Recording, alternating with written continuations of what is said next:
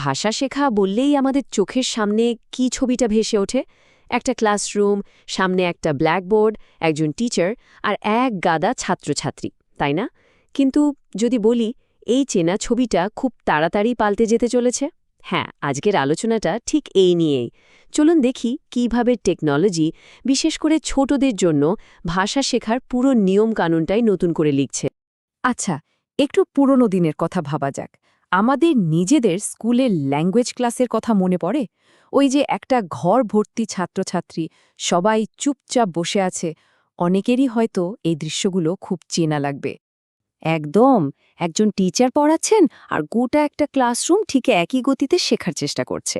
কিন্তু সমস্যাটা তো এখানেই, সবার শেখার ধরন বা বোঝার স্পিড তো একরকম হয় না, তাই না?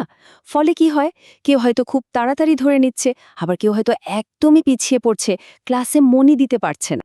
তো এই যে পুরনো দিনের ক্লাসরুমের কথা বলছি আমরা, এই চিরাচরিত পদ্ধতির মূল সমস্যাটা ঠিক কোথায় ছিল আর কেনই বা এখন একটা বদলের কথা উঠছে?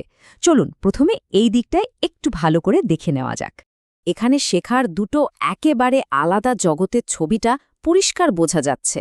একদিকে আছে আমাদের সেই চেনা চিরাচরিত ক্লাসরুম, যেখানে সবকিছুই শিক্ষক কেন্দ্রিক, মানে টিচার যা বলবেন ছাত্রছাত্রীরা তাই শুনবে, তারা এখানে অনেকটা নিষ্ক্রিয় শ্রোতা। আর অন্যদিকে রয়েছে টেকনোলজির সাহায্য নিয়ে পড়াশোনা, যেখানে ফোকাসটা পুরোপুরি শিক্ষার্থীর ওপর, মানে স্টুডেন্টে এখানে আসল চালক। সে নিজের গতিতে শিখছে, সক্রিয়ভাবে অংশ নিচ্ছে। ফোকাসটা কি শিখছি থেকে সরে গিয়ে কিভাবে নিজের দক্ষতাকে বাড়িয়ে তুলছি সেদিকে চলে যাচ্ছে। আর এই ব্যাপারটা কিন্তু কোনো নতুন কথা নয়। দেখুন, 1997-এ গবেষক দোহান বলেছিলেন যে চিরাচরিত শিক্ষা ব্যবস্থায় ছাত্রছাত্রীরা ক্লাসে শুধু শোনে, দেখে আর নোট নেয়, মানে তাদের ভূমিকাটা একদমই প্যাসিভ বা নিষ্ক্রিয়। অ্যাক্টিভলি কিছু করার সুযোগটা খুব কম। আর ঠিক এখানেই একটা গেম চেঞ্জার হিসেবে মাঠে নামে টেকনোলজি। এই যে ক্লাসের ওই একঘেয়ে নিষ্ক্রিয় পরিবেশ, সেটাকে একদম বদলে দেওয়ার একটা সম্ভাবনা তৈরি হয়। শিক্ষাকে সত্যি সত্যি শিক্ষার্থী কেন্দ্রিক করে তোলার একটা দারুণ সুযোগ খুলে যায়। এই যে নতুন পদ্ধতি, এর কিন্তু একটা বেশ কেতাবি নামও আছে। একে বলা হয় কম্পিউটার অ্যাসিস্টেড ল্যাঙ্গুয়েজ লার্নিং, বা ছোট করে বললে কল। নামটা ভারী হলেও কাজটা কিন্তু খুব সহজ। এর আসল উদ্দেশ্য হল কম্পিউটারকে একটা টুল হিসাবে ব্যবহার করা, যাতে প্রত্যেকটা ছাত্র বা ছাত্রী নিজের মতো করে শিখতে পারে আর তাদের শেখার অভিজ্ঞতাটা আরও মজবুত আর ইন্টারঅ্যাক্টিভ হয়। তো প্রশ্ন হল, এতে আসল লাভটা কি? মানে টেকনোলজি ব্যবহার করে কি এমন সুবিধা হয়? প্রথমত, একটা বড় ক্লাসেও প্রত্যেকটা স্টুডেন্টের ওপর আলাদা করে নজর দেওয়া সম্ভব হয়। তারা নিজেদের মতো করে অডিও বা ভিডিওর মাধ্যমে প্র্যাকটিস করতে পারে।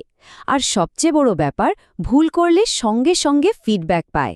আর হ্যাঁ, পুরো ব্যাপারটা অনেক বেশি মজার হয়ে ওঠে। শেখাটা আর বোরিং কোনো কাজ থাকে না। এসব তো গেল থিওরির কথা, কিন্তু বাস্তবে কি এটা সত্যি কাজ করে? আচ্ছা, এর উত্তরটা খোঁজার জন্য চলুন আমরা তুরস্কে করা একটা দারুণ গবেষণার দিকে তাকাই। সেখানে 4th গ্রেডের কিছু ছাত্রছাত্রীকে নিয়ে এই নতুন পদ্ধতিটা পরীক্ষা করে দেখা হয়েছিল। এই গবেষণাটা কিন্তু শয়ে শয়ে ছাত্রছাত্রীকে নিয়ে করা হয়নি, বরং খুব ছোট আকারে মাত্র 10 জন 4th গ্রেডের স্টুডেন্টকে নিয়ে করা হয়েছিল। এর কারণটা হলো, গবেষকরা চেয়েছিলেন প্রত্যেকের অভিজ্ঞতাকে খুব কাছ থেকে খুব ভালোভাবে বুঝতে। তাহলে দেখা যাক কিভাবে পুরো ব্যাপারটা করা হয়েছিল।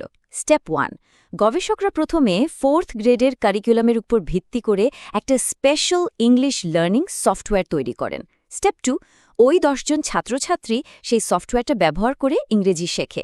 আর ফাইনালি স্টেপ 3, গবেষকরা তাদের সঙ্গে লম্বা ইন্টারভিউ করেন, এটা বোঝার জন্য যে তাদের অভিজ্ঞতাটা ঠিক কেমন ছিল। তো রেজাল্ট কি হলো? যে কোনো নতুন সিস্টেমের সাফল্য তো নির্ভর করে যারা সেটা ব্যবহার করছে তাদের ওপর, তাই না? চলুন এবার সরাসরি জেনে নেওয়া যাক ওই খুদে পড়ুয়ারা কি বলেছিল, তাদের অভিজ্ঞতাটা কেমন ছিল। খুব ইন্টারেস্টিং কিছু ফিডব্যাক কিন্তু উঠে এসেছিল। যেমন 10 জনের মধ্যে 7 জনই বলেছে যে এই সফটওয়্যারের মাধ্যমে ইনফরমেশন পাওয়াটা খুব সহজ হয়ে গেছে। আবার 6 জন বলেছে পুরো শেখার প্রসেসটা ছিল খুব মজার আর সহজ। এমনকি তাদের শোনা আর দেখার স্কিলও নাকি বেড়েছে। মানে পরিষ্কার বোঝা যাচ্ছে যে ওরা ব্যাপারটা বেশ উপভোগ করেছে। আয়েশে নামে একজন ছাত্রীর একটা কথাতেই হয়তো পুরো ব্যাপারটা পরিষ্কার হয়ে যায়। ও বলেছিল, আমার মনে হয় এটা ইংরেজি শেখাকে আরও সহজ করে দিয়েছে, কারণ এটা অনেক ফাস্ট আর কাজের। সোচুন, একজন 4th গ্রেডের ছাত্রীর মুখ থেকে এই কথাটা শোনা, এটাই তো সবচেয়ে বড় সার্টিফিকেট। শুধু যে মজা পেয়েছে তা কিন্তু নয়, এটা যে কতটা কার্যকর সেটাও প্রমাণিত হয়েছে। এই চার্টটা দেখুন, গবেষণা বলছে চিরাচরিত পদ্ধতির চেয়ে কম্পিউটারের সাহায্যে শিখলে প্রায় 20 থেকে 40% পর্যন্ত সময় বাঁচে। তার মানে কম সময়ে বেশি শেখা, এটা এখন আর শুধু কথার কথা নয়, একদম বাস্তব। সুতরাং সব মিলিয়ে সিদ্ধান্তটা খুবই স্পষ্ট। যখনই পড়াশোনার সঙ্গে টেকনোলজিকে জুড়ে দেওয়া হচ্ছে, ছাত্রছাত্রীদের মোটিভেশন, আগ্রহ আর ক্লাসে অংশ নেয়ার হার সবকিছুই কিন্তু চোখে পড়ার মতো বেড়ে যাচ্ছে। তার মানে এই গবেষণাটা শুধু কিছু ডেটা দিয়েই থেমে থাকছে না, এটা আসলে আমাদের এডুকেশনের ভবিষ্যতের জন্য একটা রোড ম্যাপও তৈরি করে দিচ্ছে। তাহলে প্রশ্নটা হলো, একটা আধুনিক ক্লাসরুম গড়ে তোলার জন্য আমাদের ঠিক কি করা দরকার? গবেষকরা কিন্তু এর জন্য কিছু পরিষ্কার সুপারিশও করেছেন। যেমন, আমাদের আরও ভালো কোয়ালিটির এডুকেশনাল সফটওয়্যার বানাতে হবে, স্কুলগুলোতে ভালো কম্পিউটার ল্যাব তৈরি করতে হবে, টিচারদের নতুন টেকনোলজির উপর ঠিকমতো ট্রেনিং দিতে হবে, আর সবচেয়ে জরুরি, আমাদের কারিকুলাম বা পাঠ্যক্রমকেও এই টেকনোলজির সঙ্গে খাপ খাইয়ে বদলাতে হবে।